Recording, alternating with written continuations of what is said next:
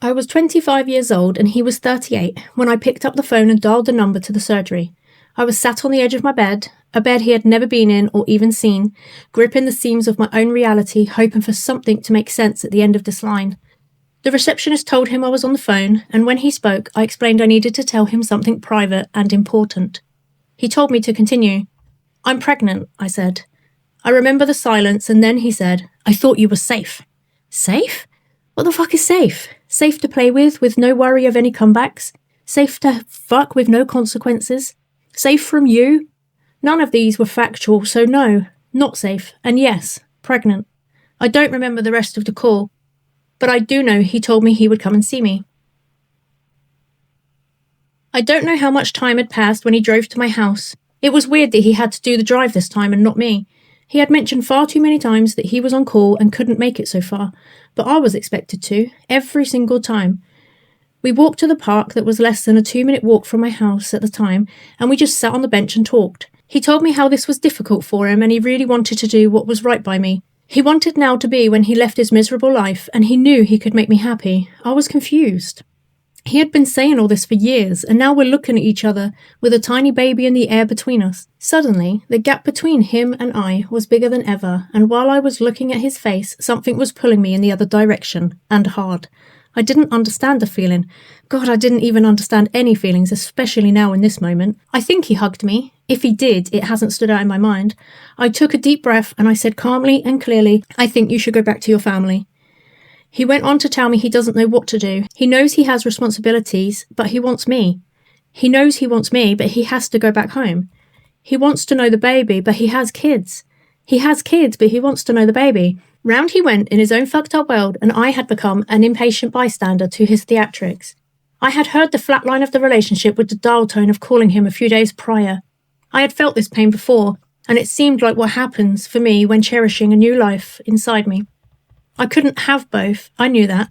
I couldn't have the baby and the man, although I was yet to learn how dark this guy was, and I was yet to breathe a sigh of relief as the wife clutched harder at this half-breed of a religious fool.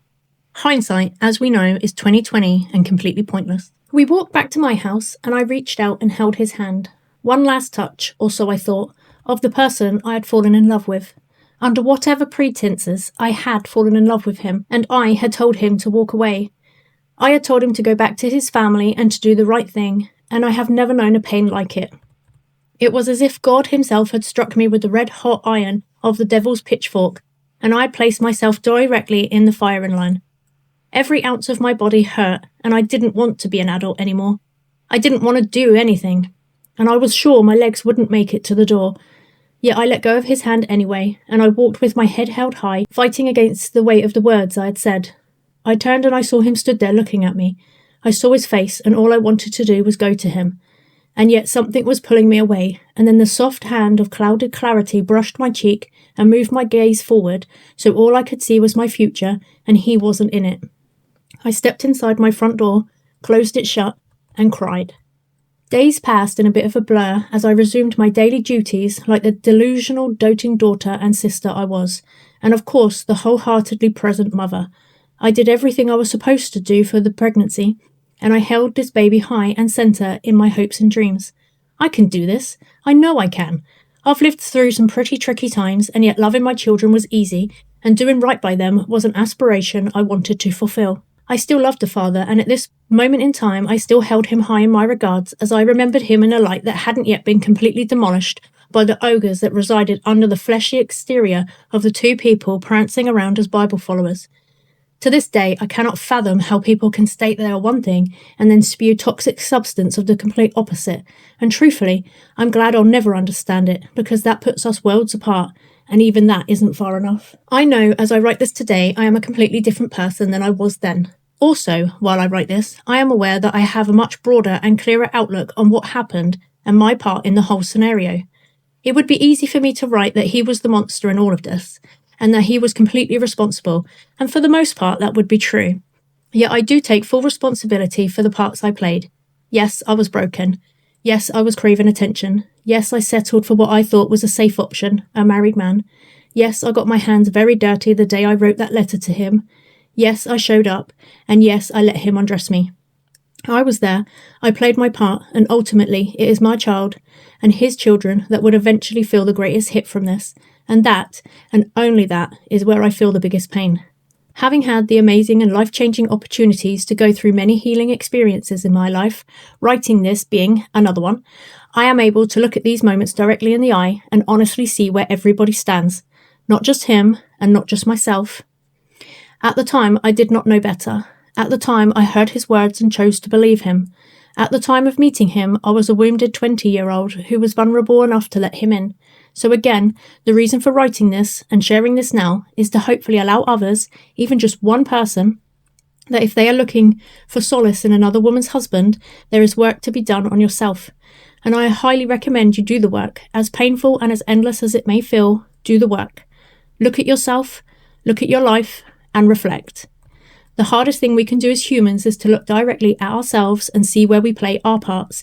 Then, and only then, can we start to heal and start to make better, healthier choices. This is also for the married person who is experiencing the soul-crushing experience of your other half cheating, is to look at the whole situation, yes, including yourself, and to not cast stones into a sea of already muddy waters. You will never see where the stone lands, while the ocean of despair is so full of shit.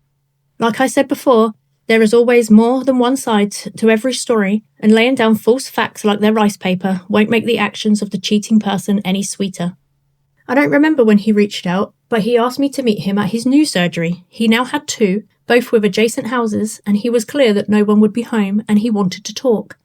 Against my better judgment, I agreed to meet him. I'm going to take a piece of writing I have already written to explain this part. I couldn't say it any better, any differently. This was before maps on phones, so I met him at the old surgery and followed him to the new one in the daylight, unaware of where I'd ended up. I walked in and it was dark. He kept the lights off and I should have realised he was showing me a glimpse of his dark soul. There was no furniture, just a weird musty smell like we were sat in an old museum, and the cold air gave me a sense of frustration and confusion.